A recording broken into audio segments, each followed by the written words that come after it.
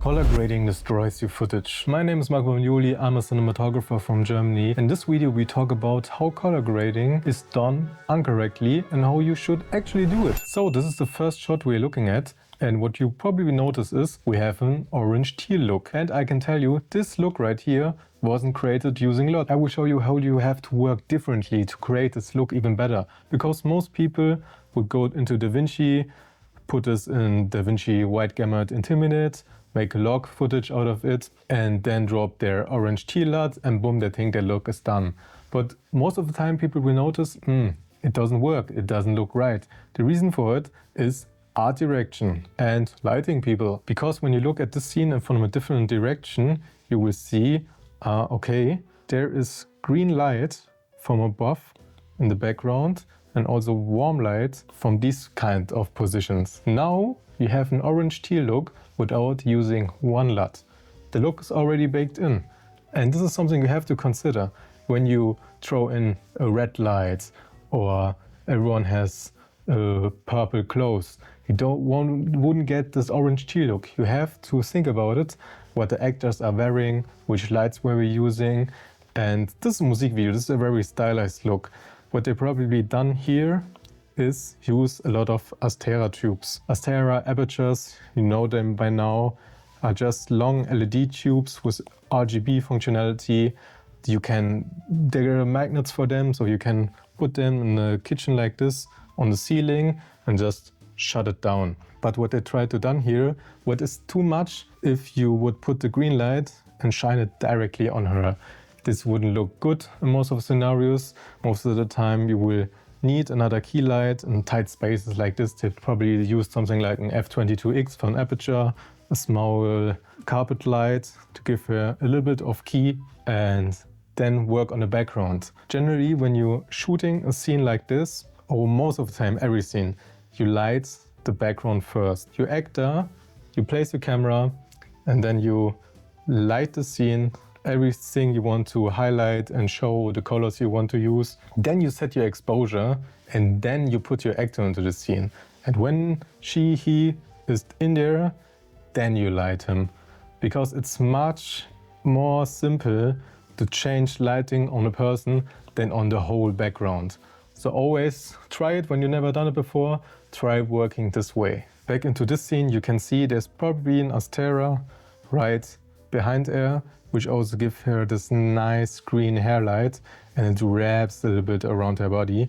But she's also clearly getting from 45-degree angle a key light that fills her shadows with a cooler color temperature. Another scene from the ad is this scene right here. And as you can see, you don't have always to overdo it. But if you want to shoot a mood that's always consistent with these colors, try to do it also subtle. Because you can see in the foreground here, we have this money banks. There's probably just a small Astera giving a little bit of green tint behind her. Because she right now is exactly in front of a wall. Filmmakers hate this because footage tend to look really flat when someone is too close to spaces. But how do they make it more 3D looking? The reason for it are these money bands in the foreground. They put it really, really close and add a little color contrast and make them darker.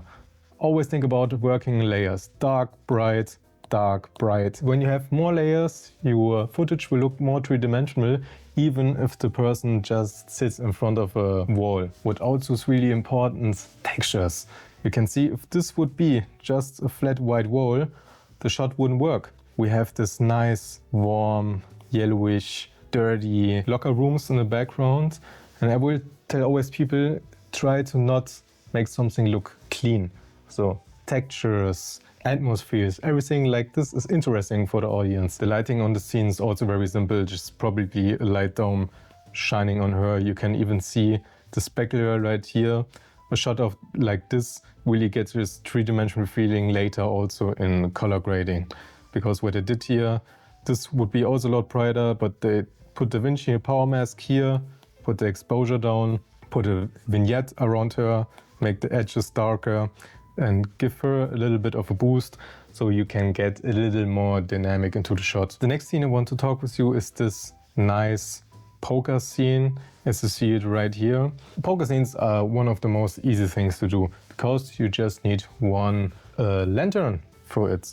What you do most of the time is you have your light stand with a boom arm, and on this light stand is an aperture with a light dome attachment, so you get this 360 light, which gives every person a nice soft look, but also wraps nicely around their face, keeps this three-dimensional, but it's also very soft. As you can see, we have a really nice roll off, but we still keep this intense look from a top light. And here's same logic as before. Put your camera here, set your exposure for the background, drop your actor in there, and then turn your light on. And that's probably all they've done in that scene. Scenes like this are really, you plan when it's just a small part of the whole video, you plan a very short period of time for it because it's easy to light. The lighting setup on sets is the most time-consuming thing, so a scene like this really comes like a pleasure. But also here, as you can see, is we want to keep this orange teal look. We have this big green table, but we have also this warm table lights in the background, also this warm walls. Also here in the background, they could make it cool or warm tone, but they know this is against their faces, so make it also green, so we got this little bit more of color contrast. You don't always have to light for realness. When it's better for the whole look, be creative. This is a movie, this is a music video. You have to transport a feeling and not a realistic scenario. So if you like this video, I really would appreciate a subscription from you. My name is Marco Bagnoli and we see you next time.